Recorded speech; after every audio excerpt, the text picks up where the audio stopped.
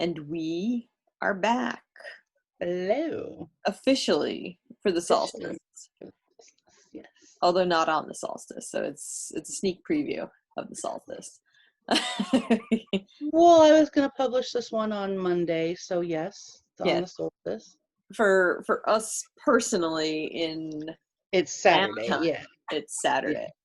Yeah. But Saturday. yes, and for the solstice, I will be attending the virtual Stonehenge event. Me too. That looks exciting. It looks amazing. And the Great Conjunction, so hopefully no crystals will shatter and become the dark crystal, no Skeksis, and I'm worried about this one. Oh no. Mm-hmm. That's a nice Doesn't it? It isn't it? It's great. I've got this guy, actually. In fact, I've got all my Herkimers around my candles today. Yeah, I've got my big guy, and I've got some citrine with me. So nice. But the conjunction, you want to explain what that is for anyone that might not know? That I think is a bunch of planets coming in line with each other. To this time, it's Saturn, Jupiter, and Mars. yes. And Saturn and Jupiter will be, and Neptune is in there too, isn't I it? think so. Yeah, it's like a bunch of them all coming together. They're so close that you can hold your pinky finger up like arm's length and cover them. And it's actually not happened like this for about 800 years. And they believe that it's possible that this is what the shepherds were seeing in the sky. Mhm. When they were talking about the star. Interesting. Yep. So how often does it happen? Every 800 years? 800 years-ish, yeah. Okay, so 800. I mean, it fits. Yeah. Yeah. I mean, it's not exactly 800 Yeah, years, it's not exact, but that's what I close enough. remember, 800 part, yeah. Close enough for history. Yeah. Close enough for our purposes. Yeah, close enough for our purposes, I guess. Yeah. But yeah, it's pretty neat. And that coupled with the longest night of the year should be interesting. Do you want to tell why we have the candles? Well, Why we're sitting here in candlelight and you look like a modern HD star and I look like I'm from 1932 in a silent film? I look like I'm in a vampire flick. So we are lit by candles tonight because that is part of what we would have done in a solstice ritual. Yes, it is. What we will be doing when we do our actual solstice rituals. Exactly. So right now I have 3 candles on my desk, and each one represents a certain thing. It's personal, so we don't really go into our personal stuff. But I do have a lot of crystals to focus the energy. Before all of this started, I had a soundtrack on my phone that I was listening to and raising up a whole lot of energy. So I'm actually, knock on wood, I'm surprised we're not having any technical difficulties. Maybe that's why I'm in black and white. I don't know, but it could be. So I also, tonight it's water, but on the solstice it will probably be Honeyjack. So this is my ritual goblet. And I'm surrounded by all of my stuff.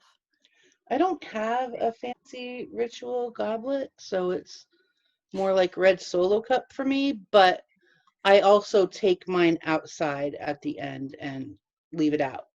So it's okay if it's a red Solo cup. Oh. Trooper, no. Oh no. I've got candles on my little desk thing, and he's like, I'm gonna move. We're good. We're safe. This was a candle initially. Very And nice. after it burned down and out, I Hmm. got the wax out of it and washed it and turned it into my cup. Nice.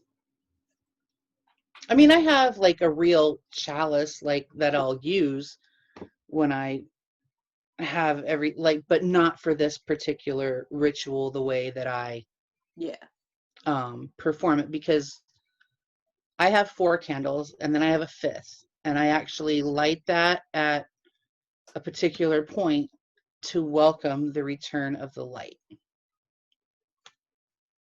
because this is the longest night of the year, and traditionally the candlelight is to remind us that light will return. Hmm. And then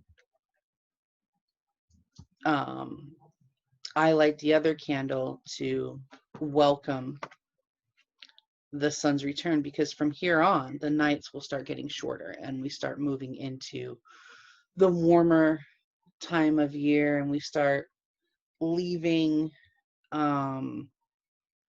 like our inner work, like our inner deeper work that we're doing on ourselves, or myself at least. I know you do the same thing, but the inner deeper work that I do on myself and the characteristics about myself that I know are not my best qualities, or at least I don't feel that they're my best qualities and I want to improve upon, or areas where I know that I'm broken and I need to maybe stitch it up a little bit. I'm not going to say fix it completely, because don't know if that's possible, but at least stitch it up some. Yep. So you have to face, I do a lot of facing of the past and things that I've done, been seen, and things that have happened. So yeah. Yep. But the ritual I do is a ritual of hope. It's not like we're talking about it so seriously, but it's really a happy, like for me, once I'm finished, It's like a weightlifting. it is, because it's okay, I've done this, I've done the work, and now it's time for me to start seeing the results of my work and moving forward Hmm. into a new season, changed and improved. Yes. Yes. And It's then I'll have one crystal that I will only use for one certain type of ritual throughout the rest of the year, and this is the time that I'm prepping it, is like this weekend leading up to the actual solstice. So yeah. And yeah. then I'm a little more at fluid. yeah, and then at summer solstice I'll prep a different one for this time of year. Yeah, my crystals kind of call out like, "Hey, this one's for me," and those ones get picked. It's not the same crystal every year. Oh no, I mean for anything that I do. So depending on Oh. the season or Mhm. whatever, or even just the ritual, because I don't just do it when Mhm. there's a holiday of some sort.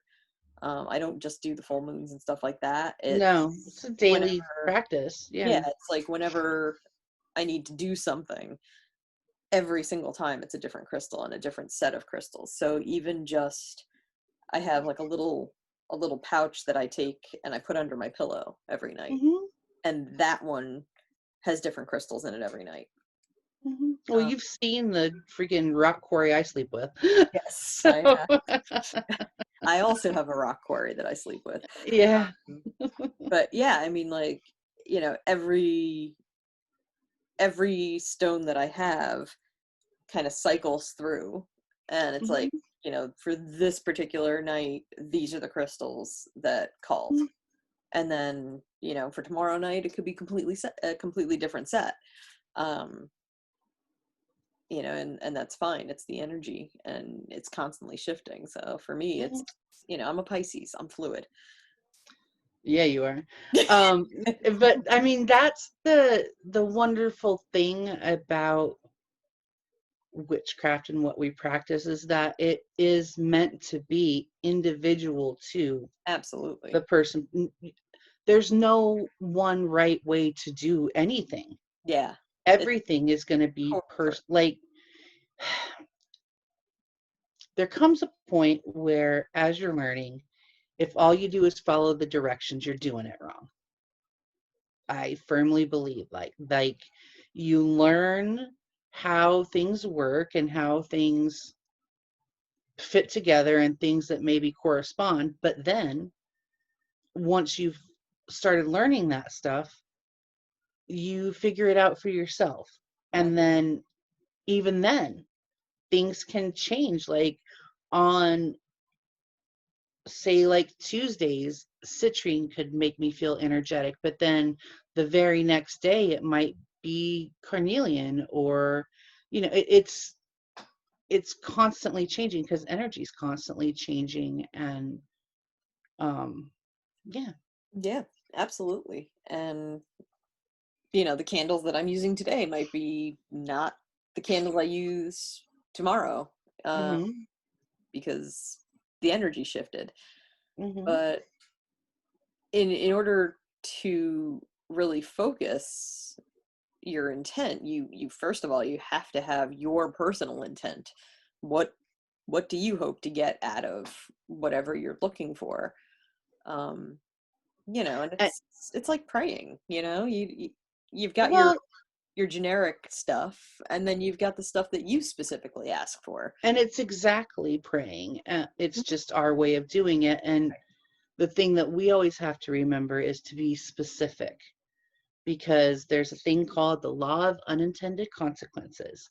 And you don't want to say, I am going to, I always say I'm going to work toward, or I phrase things as I am already that, but then I add my specifics and caveats because I don't want things to come to me to the harm of someone else. And so that always needs to be specified. And I don't want any kind of tragedy to occur to make my wishes happen because the butterfly effect is a real thing. It's the law of the Really is. monkey's paw. Say again? It's the monkey's paw. Yeah. It's like, oh, I want my loved one back from the dead, and it's like, well, you didn't get specific. Yeah. So yeah, they're back, but But jeez. but they're still dead, Yeah. Now they're a zombie. Uh, Congratulations, you have a zombie. yeah, yeah. You want zombies? Because this is how you get This is how you zombies. get zombies. Yeah. But yeah, I generally just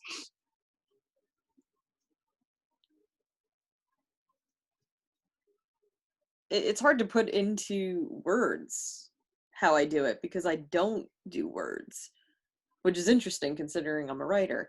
Um, but when I do my own personal stuff, it's a feeling, and it's visuals, and it's sounds and smells, Hmm. but there's no words. So it's like all the five senses, but without words. Hmm.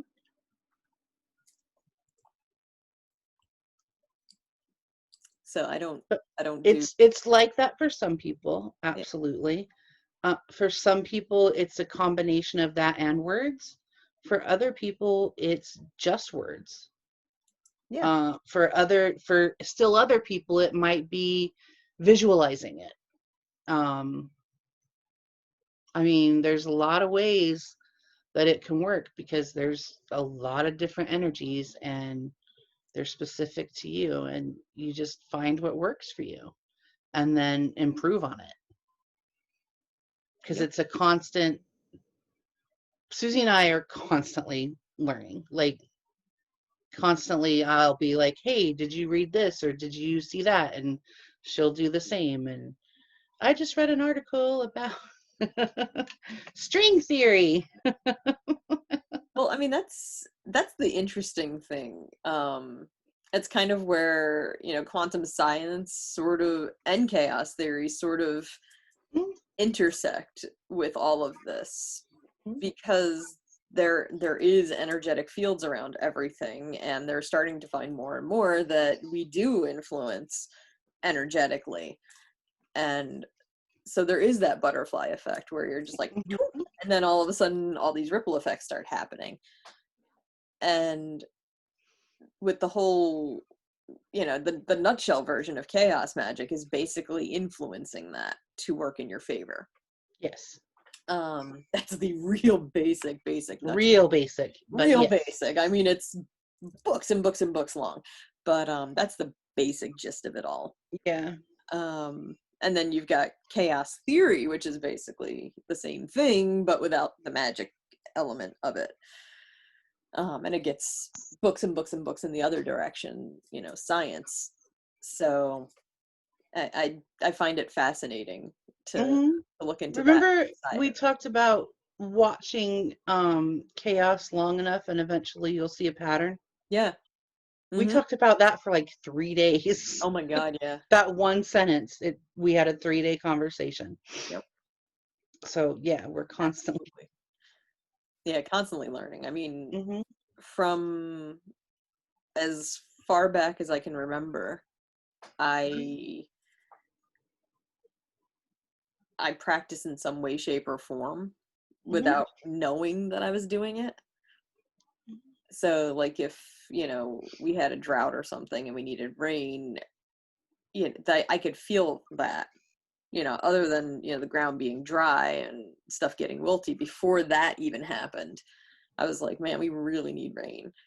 And I could just kind of feel that from the forest. And so I would go and, collect little bundles of herbs and stuff like that and put it together, and then, go to the crossroads by our house and just be like, okay, we need rain. And, enough to water the plants. Monkey's paw, be specific. We need enough rain to water the plants, period. Not flood. Yeah, the entire town. Yes. So, I mean, we were on top of a mountain, so it wouldn't have hurt us. I'm just saying, I seem to recall an instance recently where you forgot to be specific. I was not specific in that instance, and we did get some flooding. Anyway, so yeah, it would rain within the hour. And we would get a good dousing rain, and everything would perk back up again, and we'd all go on our merry way. But I can't explain how I know that with plants and things in general. Like, I just know. It's not like a communication. It's like I'm part of it, I guess. Like, I walk into the woods and it's like I'm still me, but I'm also part of the woods. And yeah, it's hard to describe. Well, the uninhabited places, or the places far from like built up civilization, are the places I feel most at home, and the places I feel most that I belong. So I get it. I definitely get it. I grew up in the mountains, so me too. It was weird when I lived in the city for a long time. And even with the city too, it's like when I'm in New York, I feel like I'm part of that city. Like I am part of the concrete, and I'm part of the buildings, and Yeah, I don't feel that. Yeah, I feel like I'm part of that flow. Whereas other cities, not so much, just that one city. I guess I think it has it doesn't have that effect on me, but I do know it has that effect on a lot of people that I know. So I think it's just one of those places. Like, there's places all over the world that there's certain attractions to them. it's like an vortex. Yeah. I mean, I don't know that I would describe it like that. I'd describe it almost like a hub. Yes. Yeah, like where it builds and stuff. And for me, I'm thinking vortex is somewhere that it departs from rather than where it gathers. I feel like it does both. Okay. It's it's almost like there's these two currents going on at the same time. Hmm. It's a weird feeling, but it's super energizing. Like, Yeah, no, I understand what you're saying. It's just that's not the word I would use to describe it because I don't know a word to describe that feeling. And for me, vortex means something is being sucked away, I'm almost like a thinking more vacuum. like a like an energy vortex where it's there, it's concentrated. Not Hmm. necessarily that it's pulling it in or pushing it out or anything like that. It's just there and it's kind of spiraling, but it's there. See, I And would call that like a well. yes, yes, that is a good term for it. It is Thanks. I energy try. well. I I'm half into Well, it's, you know what though? Sometimes you make stuff more complicated than it needs to be, just the same as I make stuff more complicated than it needs to be. And luckily for us, it balances. does. It totally does. I I simplify your life, you simplify my life. Yeah, I'm like, dude, you don't need such a big word. Like, slow It, down. it's a big feeling. It is a huge feeling. Yes, Yeah, I it's understand. just So like, you feel like you need a fancy word for it. yeah, yeah, Yeah, it's I like gotcha. that. It's just Yeah, it's such a, it's so huge. she said. I was waiting. I knew that was coming. As soon as I said it, I'm like, duh. Um, but yeah. But we were talking about solstice things. Yeah, we Um, were. Sorry. and you know what? Again, It's the train interesting. derails. It's interesting because there is, I forget which street it is in New York now, that lines up with the solstice. Hmm. And I can't remember which street it is. I want to say 6th Avenue. I don't know because I didn't know that fun fact. Yeah. Yep. Wait, have there's been photos of it, right? Hmm. Yeah, the sun comes up and it goes right down that street. And it's Yeah, almost and like a, there's like photos you can see it between the skyscrapers. That's yep. right. Hmm. And it happens on the solstice. Yeah, I did know that. I just didn't remember that I knew it. It's all I'm good. only drinking water, I swear. Same. Yeah. After the downswing this morning, I'm a little leery even doing Honeyjack Yeah. for, for the solstice, which is fine.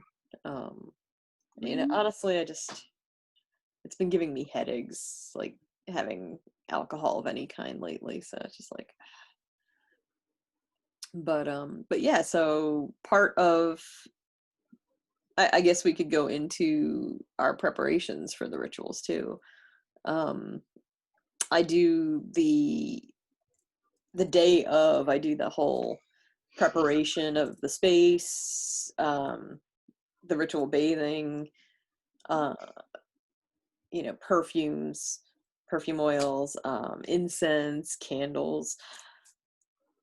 Basically, it's sort of a the anointing of oils and incense, bell book and candle type stuff.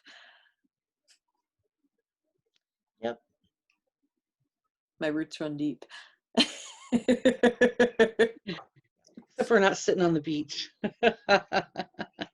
But yeah, so I do the same kind of thing and I'll smudge things and clear out the energy and like prime the area that I'm going to be working in, whether it's inside or outside. I'm sure it'll be inside this year because it's cold and windy tomorrow. I mean, I don't care about the cold, but if it's too windy, I can't light the the ritual fire. The candles are ritual fires, basically. And I would normally light a fire, but it's snowy in my fire pit. So yeah, and then the ritual bathing is, for me, it's actually like a shower and concentrating on removing any trace of the rest of the day from myself and cleansing my aura and my energy as well as my body.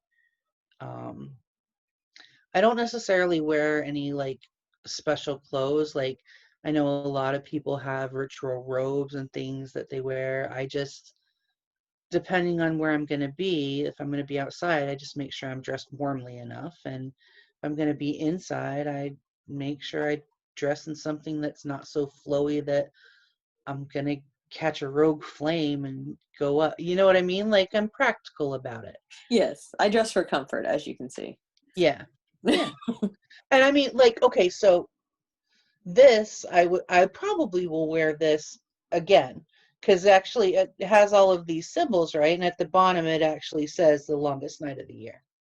Well, there you go. It's perfect. Yeah. So I'll probably wear this year because I just got this recently. But yeah, keep my hair out of my face, and I have certain bracelets that I wear. I have certain jewelry that I wear when I do rituals. Yeah. Yeah, and I'll have my crystals ready, and I do oils. I might tomorrow make an oil for the solstice. Then again, I might just throw it together in the flow, because sometimes that happens too. Yep. I I do just have make a sure. lot of my own oils. Right now I'm wearing um one of my very limited edition ones that it's just me. I'm the only one that's got it. I never sold it. Hmm. And it's yummy. I have a So couple of those. Yeah. Um, yeah, but I make sure that like my oils and stuff are like at hand, so that even if I do make something tomorrow, if I change my mind on the fly, I can just, because sometimes it feels like I just need to make something. yeah. Sometimes I need that act of creation as part of the ritual. So that's what I do. Or I might make an herbal tea that I'll drink for the rest of the year, out of all my stuffs I got. So do we want to show our books? I wasn't prepared for that. I'm just there we go. That's it. Okay.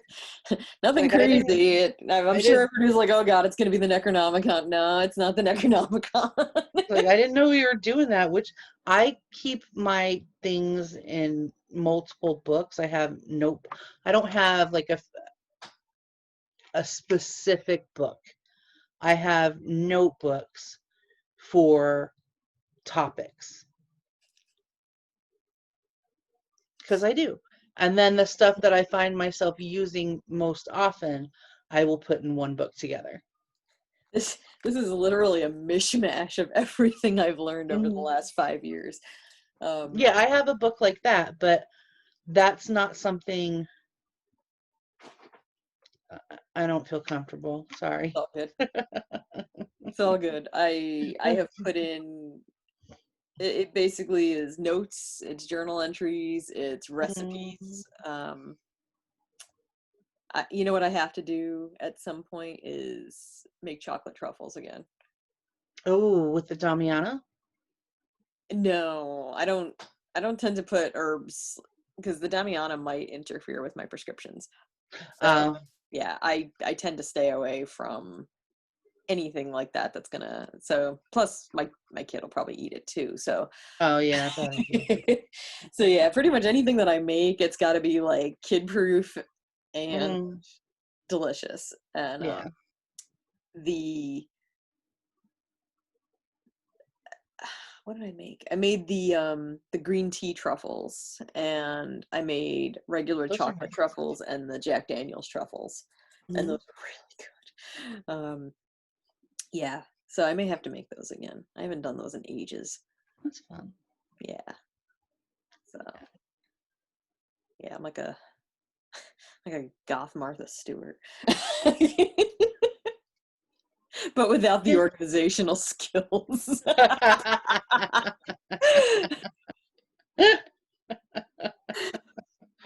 I'm awful. I have no words to say about any of that. Because if you could see my bedroom right now, it's the furthest thing from organized on the planet. My desk is and the art room are two areas that my husband just averts his eyes every time he sees it, because it's, I mean, you've seen yeah. It's not, her desk is not that bad. I didn't think it was that bad, but Her apparently desk is fine. Like, you can obviously tell where everything is. It's just not clinical. I mean, it's not. It's cluttered. It's fun. It's got life to it. it's used. There's a place for everything, and everything's in its place. There's a lot of things. There's a lot of things, and it's well loved and it's well used. And I have, like this room has an entire grid to it. Like, I've set up crystals all over the place, including on my husband's desk and on the bookshelves.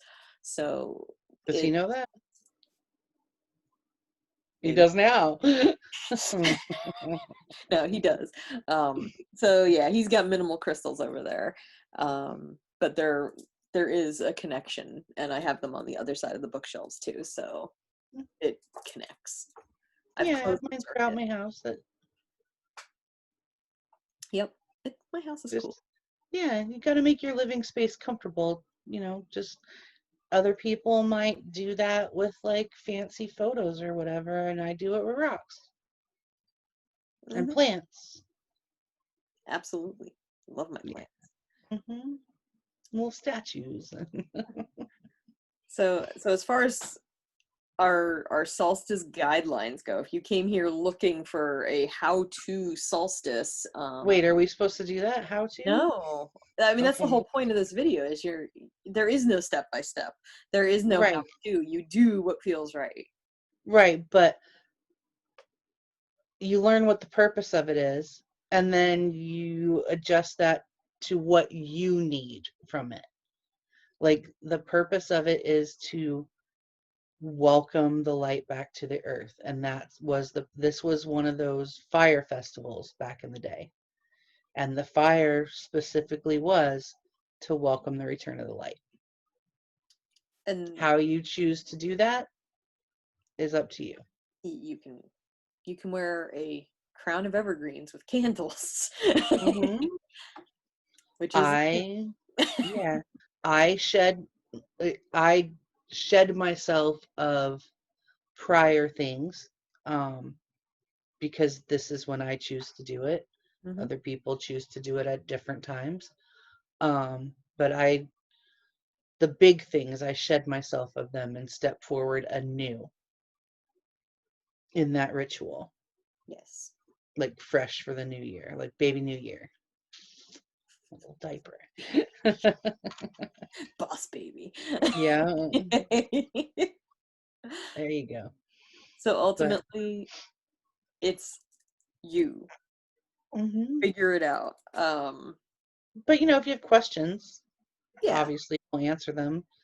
More specific, like if you have a specific question, it's easier to give a specific answer than it is to sit here and be like, okay, step 1 is you must gather 13 pieces of pine cone from different pine cones in different areas of your neighborhood.